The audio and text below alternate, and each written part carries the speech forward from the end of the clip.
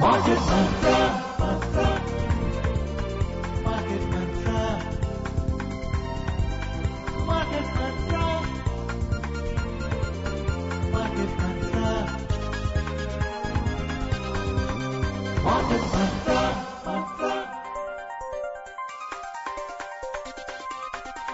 Market Mantra. Welcome to this Monday edition of Market Mantra, the program in which we give you a complete update on the economic news of the day. And today we will also be taking calls from you on any queries that you may have on economic, business and stock market news. But do remember that we don't address company specific queries. You can call us on 2331 4444, 2371-7106 and 2371-7117.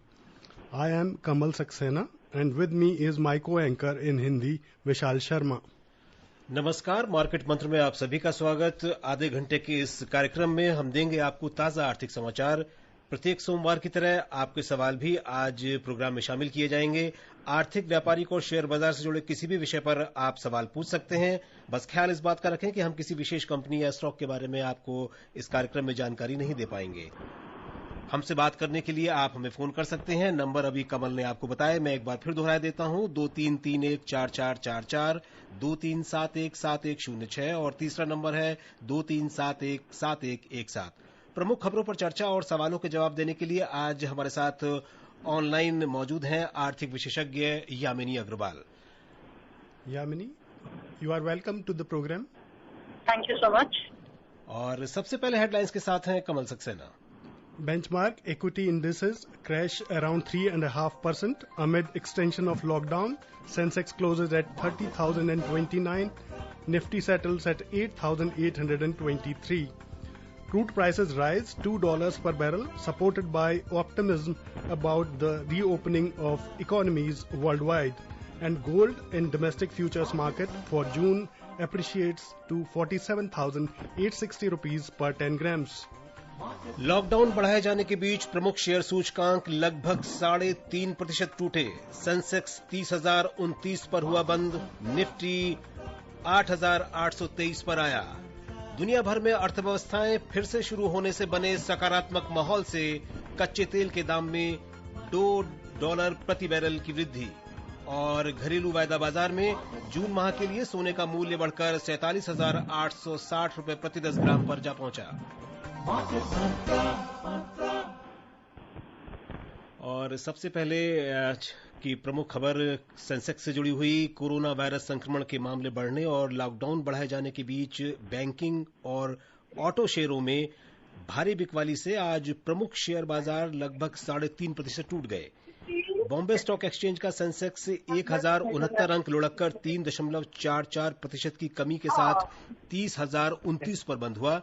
National stock exchange का Nifty भी 314 अंक टूटकर 3.43% के नुकसान से 8,823 पर आ गया।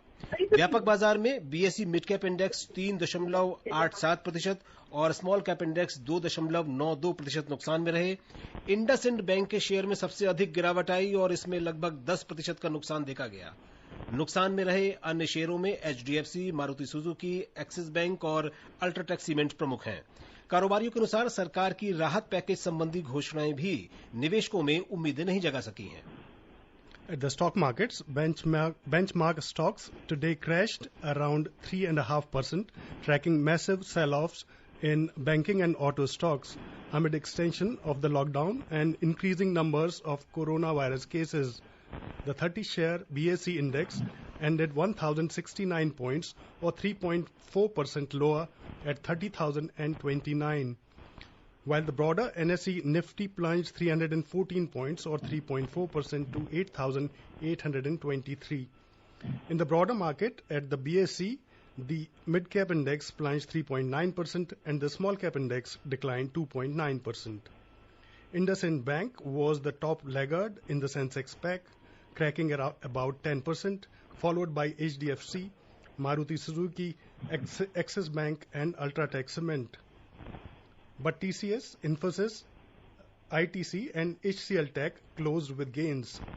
Traders and investors remained on edge as the Home Ministry extended the lockdown for another 2 weeks till 31st of this month to contain the spread of coronavirus. Traders said the relief package announcements also appeared falling short of meeting investors' expectations.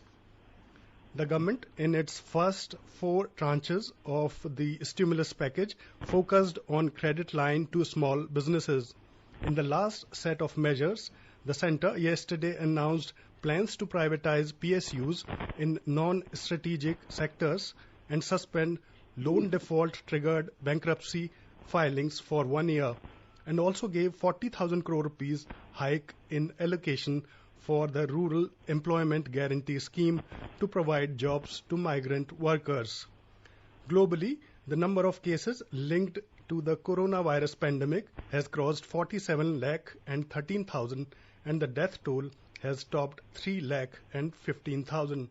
The number of COVID-19 cases in India spiked to 96,169, while the death toll rose to 329, according to the Health Ministry.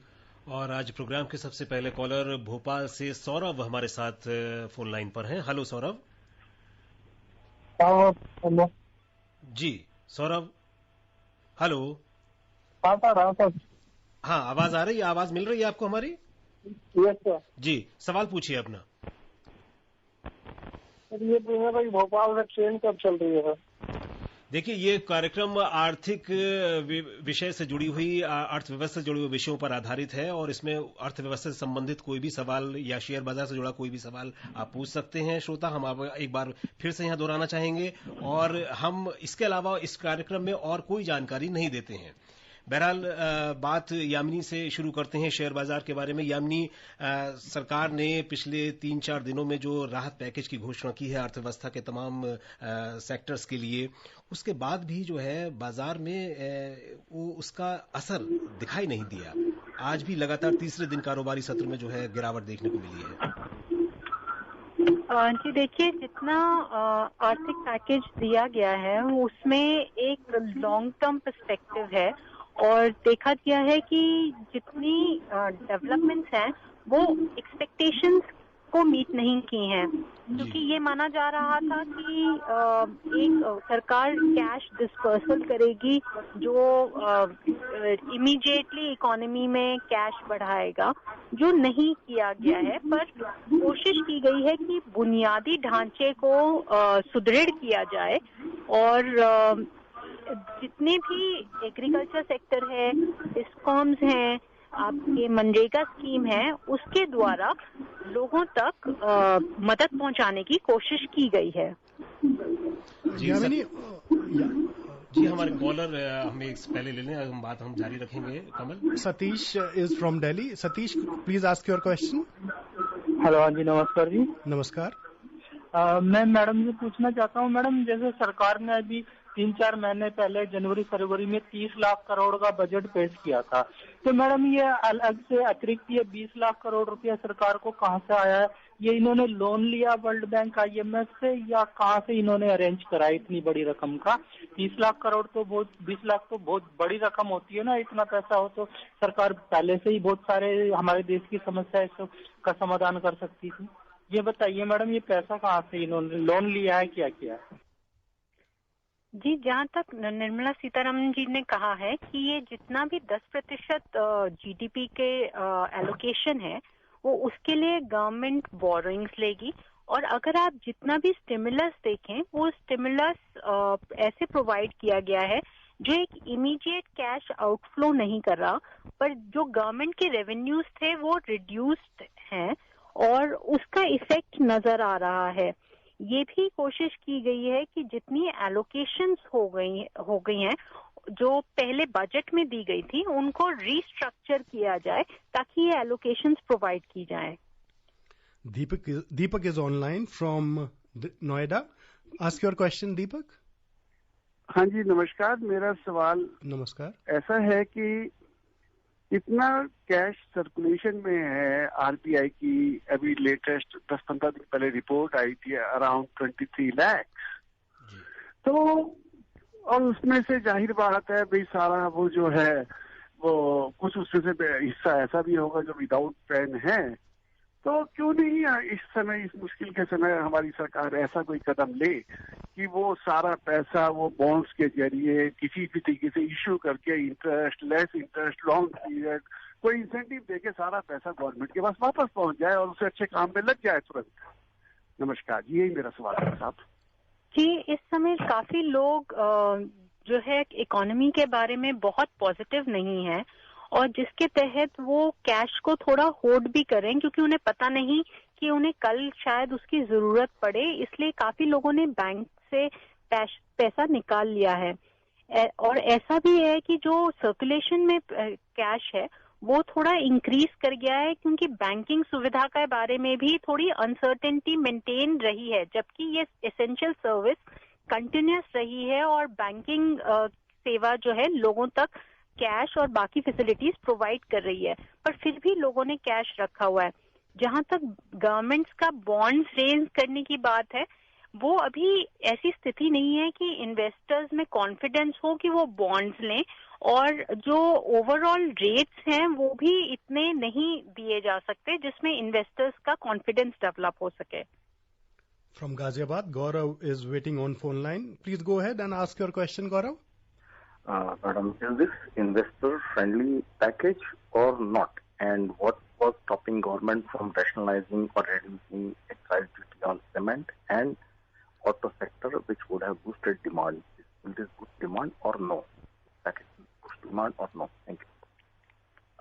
The economy's infrastructure and structural reforms have been focused in the economic stimulus while ensuring that the economy picks up as and when the economy is slowly and gradually opened.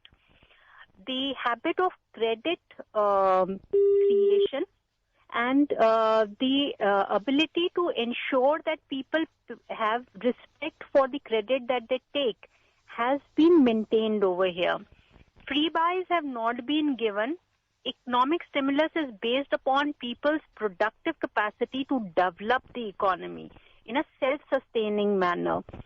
Fiscal deficits are likely to be high, so also maintaining that the inflation does not reach to a higher level and does not tax people is contained over here. Another important aspect is that demand in the economy had slowed down but is not at a negative level. So when we talk about a lower growth of 4.5%, we did have, and the February IIP index would indicate that there was a higher demand which was created, but it has been halted primarily because of the lockdown. Dhaneshwar is from Mumbai. Dhaneshwar, please ask your question. I think we lost touch with Dhaneshwar. So we move on to next news item. At the forex market, the rupee today weakened 33 paise to close at 75 rupees and 91 paise against the US dollar, tracking weak domestic equities and foreign fund outflows. Forex traders said rising crude oil prices and extension of nationwide lockdown also pressured the local currency. Moving on, Yamini, we are moving on to Sensex discussion. Or we have seen banking stocks and financial stocks continue to be taking the beating. Are these fears that NPAs may further rise in the system, considering that there is a complete halt in industrial activity for almost 2 months? What do you have to say on that, Ayamini? There have been businesses which have been struggling because the working capital management is not sufficient. The credit lines that have been offered in terms of automatic loan will also take time before the MSMEs and the other businesses take the requisite loan and recoup with themselves in terms of not being insolvent. And hence there can be a rise in the NPAs of the banks. Though it has been provided that no insolvency proceedings will be taking place against them for 1 year. However, still the problem of NPAs would be there, which has caused the banking stocks to take a hit. जी, मोहनलाल होशंगाबाद से हमारे collar हैं phone line पर। Hello जी, मोहनलाल जी। हाँ sir. हाँ हाँ sir जी, नमस्ते। हाँ, नमस्ते। क्या सवाल है आपका? सबसे एक प्रश्न ये पूछना चाह रहा था। जी। हेलो। हाँ हाँ, बताइए। हाँ सर जी, मैं ये प्रश्न चाह रहा था कि ये अपन ये बिजनेस मैनेजमेंट में एक प्रश्न लेते हैं, जैसे ये SBI का एक प्लान है, ये क्या बोलते हैं, बैंक बिल्डर, है ना सर जी? हाँ तो इसमें क्या है, ये 12 वर्ष का है, 5 साल लॉगिंग पे है, तो अभी मार्केट गिर रहा है अभी समय, तो इसमें हमें फायदा होगा कि नुकसान होगा? He's talking of some specific company and bond. Would you be able to respond, Yamini? Well, we don't talk about the specific bonds, but the bond markets have been taking a hit after a lot of companies not being able to pay their debts. And there is a liquidity crunch in the market in terms of the many of the companies not able to service their debt requirements. So it may be a risky time to invest in the bond markets. It would be better once the markets become operational and the particular businesses they start doing their business, that one decides to invest in the bonds. जी, और अब भीम सिंह मुंबई से हैं phone line पर। Hello. हाँ, good morning जी, good evening. क्या सवाल है आपका? मार्केट मंत्रा की टीम को हमारा नमस्कार जी, नमस्कार। एक छोटा सा न्यूज मैंने ट्विटर में देखा है सर जी। इंडिया या Modi ji has been appointed chief of the WHO। क्या ये बात सही है और इसमें कुछ it will make difference in the stock market? जी, ये खबर आपने कहाँ से, आपका स्रोत क्या है हमें नहीं मालूम, लेकिन हमारे सामने हमारी जानकारी में ऐसी कोई खबर नहीं है कि जो आप जिक्र कर रहे हैं। बहरहाल हम अगली समाचार की तरफ बढ़ते हैं। एशियाई बाजारों की ओर रुख करें तो आज विश्व के कई देशों में लॉकडाउन के प्रतिबंधों में छूट देने और अर्थव्यवस्था को खोले जाने से वैश्विक बाजारों में नई आशा का संचार हुआ है और इसका असर आज अधिकांश एशियाई बाजारों में भी देखा गया। जापान के निक्केई और दक्षिण कोरिया के कोस्पी दोनों ने 0.5% की बढ़त दर्ज की है, जबकि सिंगापुर का स्ट्रेट्स टाइम्स और हांगकांग का हैंगसेंग दोनों 0.6% ऊपर बंद हुए। चीन के शंघाई कंपोजिट सूचकांक में 0.2% की मामूली बढ़त रही। यूरोपीय बाजारों में भी आज अंतर्दिवसीय कारोबार में बढ़त का रुख देखा गया। लंदन का FTSE 100 और फ्रांस का कैक 2.1% ऊपर कारोबार करते दिखे, जबकि जर्मनी के डेक्स में 2.7% का उछाल आया। Ratnakar is on phone line from Mumbai. Ratnakar, please ask your question. Ratnakar, are you online? I think we lost touch with Ratnakar. Hello. Yeah, Ratnakar, please ask your question. Hello, good evening sir. Good evening. मेरा सवाल है कि government ने जो राहत package 4 दिन में जो डिक्लेयर किया, उसका रिवर्स इफेक्ट मार्केट पर क्यों हो गया आज? तो ये मार्केट का उसके ऊपर कुछ बढ़त हो जाएगी क्या नहीं? जी, पहली बार जो मार्केट में असर नजर आया है वो इसलिए आया है क्योंकि लॉकडाउन एक्सटेंड कर दिया गया है। ये माना जा रहा था कि लॉकडाउन खत्म हो जाएगा और गतिविधियां अपने नॉर्मल स्तर पे आ जाएंगी, पर 31 मई तक लॉकडाउन जो एक्सटेंड किया गया है उससे गतिविधियां जो है अभी सीमित तरीके से चल रही हैं और इकोनॉमी में कोई बढ़त नहीं दिख रही है। जहां तक इकोनॉमिक स्टिमुलस की बात है, इकोनॉमिक स्टिमुलस बुनियादी ढांचे को और क्रेडिट कल्चर को बढ़ावा देने के लिए दिया गया है। कर्ज माफी नहीं की गई है और जो है मुफ्त में चीजें नहीं बांटी गई, जो शायद एक मार्केट की उम्मीद थी, पर फिस्कल सस्टेनेबिलिटी रखी गई है ताकि सरकारें जो भी कार्य करें उसमें फैसिलिटेटर का काम करें और कुछ सेक्टर स्पेसिफिक जैसे एग्रीकल्चर सेक्टर है, डिस्कॉम्स हैं या एम्प्लॉयमेंट प्रोवाइड करने के लिए मनरेगा है, उनमें को कुछ फायदे की बात की गई है। कोल ब्लॉक्स कोल ऑक्शनिंग की बात की गई है या उनकी मोनोपोली ब्रेक करने की बात की गई है और बहुत सारे सेक्टर्स में इंसॉल्वेंसी जैसे MSMEs को ऑटोमेटिक लोन्स प्रोवाइड करने की बात की गई है, जो ओवरऑल इकोनॉमी में एक कॉन्फिडेंस बिल्डअप करने का काम करेंगी. Continuing with this discussion, Yamini, like you said that there has not been demand side economics which has been covered by this stimulus package or the reforms which have been carried out or have been stated. So what do you think, is this criticism justified?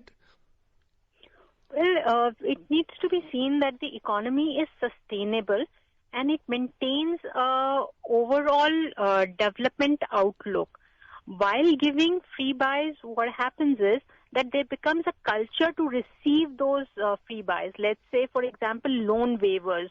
If one loan waiver is given, then every sector would demand a loan waiver. So it is better to create an economic stimulus by providing facilities of liquidity as well as financing. Let's say the tranches where the initial bits where the administrative benefits were extended in terms of extending the income tax return dates, and then RBI is coming up with provisioning of refinancing NABARD, NHB, SIDBI, as well as giving refinancing to the banks, was supposed to provide an overhaul to the financial system and support to the financial system and the economy. So it creates a structural base for the economy to pick up as and when the operations begin. जी, केशव हमसे जुड़ गए हैं मुंबई से. Hello Keshav. Hello, good evening sir. जी, good evening. क्या सवाल है आपका? मेरा सवाल ये है कि जो डिलिस्ट कंपनियां डिलिस्ट होती है या उनको सस्पेंड किया जाता है सेबी की तरफ से, तो ऐसे कंपनियों का इस समय में आगे क्या फ्यूचर रहेगा? क्या वो बाद में ट्रेडिंग करेगी? इसमें ज्यादा खतरा किसमें है, डिलिस्टिंग में होता है कि सस्पेंड में? Thank you. जी, सस्पेंशन तब किया जाता है कि जब कोई पर्टिकुलर ट्रेडिंग में कुछ गड़बड़ नजर आए, तो सस्पेंशन को वापस आफ्टर सम टाइम ट्रेडिंग में अलाउ कर दिया जाता है. डीलिस्टिंग का मतलब होता है कि कंपनी स्टॉक एक्सचेंज से हट गई और वो उस स्टॉक एक्सचेंज पे ट्रेड नहीं कर सकती, पर वैसे आप उसके शेयर्स बेच सकते हैं और खरीद सकते हैं. जहां तक रिस्क का सवाल है, जब डीलिस्टिंग होती है तब ट्रेडिंग स्टॉक एक्सचेंजेस पे अवेलेबल नहीं होगी और उसके लिए एग्जिट रूट्स बिल्कुल लिमिटेड हो जाते हैं. जिनको आप जानते हैं आप उन्हीं को बेच पाते हैं, या अगर आपको कोई अवेलेबल इन्वेस्टर मिल पाता है तो.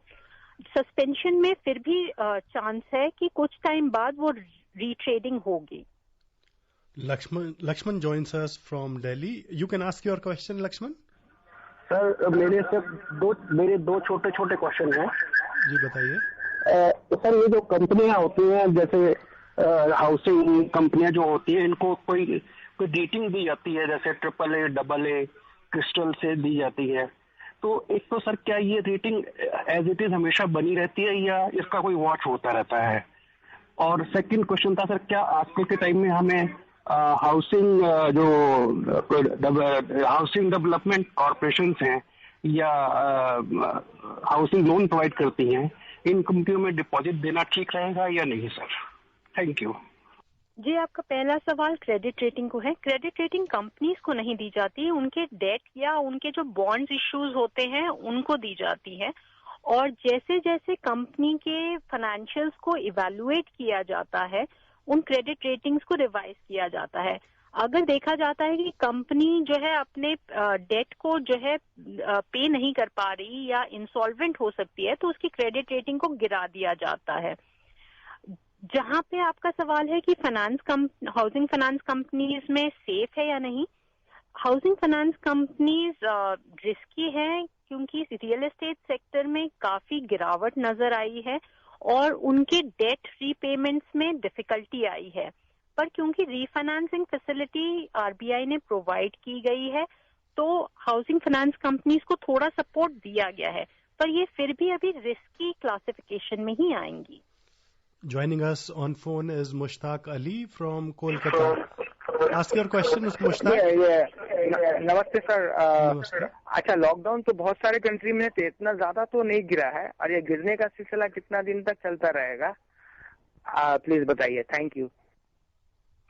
ये सेंसेक्स की बात कर रहे हैं? जी, बाजार की बात कर रहे हैं। बाजार इसलिए गिरा है क्योंकि जो जीडीपी ग्रोथ है वो बिल्कुल ही जीरो हो गई है और जहां पर इकोनॉमिक गतिविधियां हैं वो बिल्कुल हॉल्ट हो गई हैं। जैसे जैसे इकोनॉमिक गतिविधियां बढ़ेंगी और कंपनीज वापस एक अच्छे तरीके से इकोनॉमी के अंदर आ पाएंगी और अपने आप के सेल्स रिकॉर्ड्स या प्रॉफिट रिकॉर्ड्स जो है कोट करेंगी, वैसे वैसे आप बाजार को बढ़ते हुए देखेंगे। जी, हम यहाँ जानना चाहेंगे कि उतार चढ़ाव भरे इस बाजार में अब निवेशक की क्या रणनीति होनी चाहिए? जी, जो लोग इन्वेस्टेड हैं वो अगर उन्होंने कॉस्ट से ज्यादा पे कर रखा है तो वो अभी वेट करें और वॉच करें, क्योंकि जैसे जैसे इकोनॉमिक गतिविधियां जैसे मैंने कहा बढ़ेंगी और लॉकडाउन को थोड़ा सा रिलैक्स किया जाएगा और कंपनीज वापस अपने सुचारू रूप में काम कर पाएंगी, वैसे वैसे बाजार बढ़ेगा। तो जिन वैल्यू ओरिएंटेड कंपनीज में आपने इन्वेस्ट कर रखा है वहां पे इन्वेस्टेड रहें तो अच्छा है। जहां कंपनीज में लोन बहुत ज्यादा है और वो बिल्कुल रीपेमेंट नहीं कर पा रही और आपको लगता है कि ये शेयर प्राइस बेस्ट रहेगा उस टाइम के लिए, तो वहां पे निकलना फायदेमंद रहेगा। Moving on to more news, crude oil prices today climbed around $2 per barrel. Benchmark Brent hit a 1-month high, and U.S. crude appreciated to trade beyond $30 per barrel, supported by optimism about the reopening of economies and output cuts by major producers. In intraday trade, Brent crude prices were trading at $34.50 per barrel, while U.S. crude prices were at $32.15 per barrel. और पंकज हमारे साथ दिल्ली से हैं phone line पर। Hello. Good evening sir. जी, good evening. मेरा question है regarding power sector. जी, क्या पावर सेक्टर में जो गवर्नमेंट कंपनी ज्यादा है तो उसमें क्या फ्यूचर है, क्योंकि गवर्नमेंट इंटरवेंशन से उनके रेट सस्टेन नहीं हो पाते, तो फर्दर इन्वेस्टमेंट उसमें रखना चाहिए, निकल जाए वहां से। और दूसरा क्वेश्चन DHFL के लिए, क्या NBFC में जो दिया है तो उसको कुछ रिवाइवल होगा उसका? जी, आपका पहला सवाल है डिस्कॉम्स के लिए। डिस्कॉम्स के लिए ऑलरेडी एक पैकेज अनाउंस किया गया है 90,000 करोड़ का, और जो है प्राइवेटाइजेशन की भी बात की गई है मेट्रो सिटीज में। तो जहां तक है ये डिस्कॉम्स के अंदर एक स्ट्रक्चरल चेंज लाया जा रहा है और उसमें सपोर्ट प्रोवाइड की जा रही है। प्रॉफिटेबिलिटी पे निर्भर करेगा कि आप उसमें अपना इन्वेस्टमेंट सस्टेन करें या नहीं करें।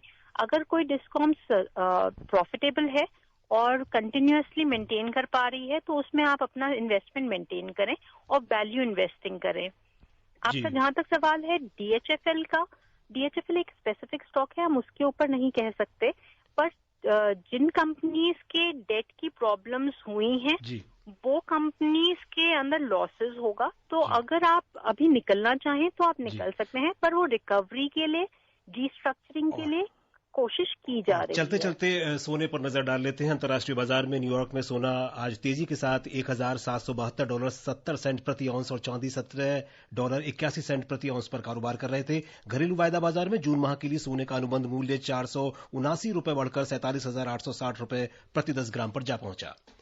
और यामिनी, हमसे जुड़ने के लिए और श्रोताओं के सवालों के जवाब देने के लिए आपका बहुत बहुत धन्यवाद। धन्यवाद। And before we close, a reminder of the headlines. Benchmark equity indices crash around 3.5% amid extension of lockdown. Sensex closes at 30,029. Nifty settles at 8,823. Crude prices rise $2 per barrel, supported by optimism about the reopening of economies worldwide. And gold in domestic futures market for June appreciates to 47,860 rupees per 10 grams. And that's in this edition of Market Mantra. Thank you for being with us for the program. Namaskar. नमस्कार। Market Mantra.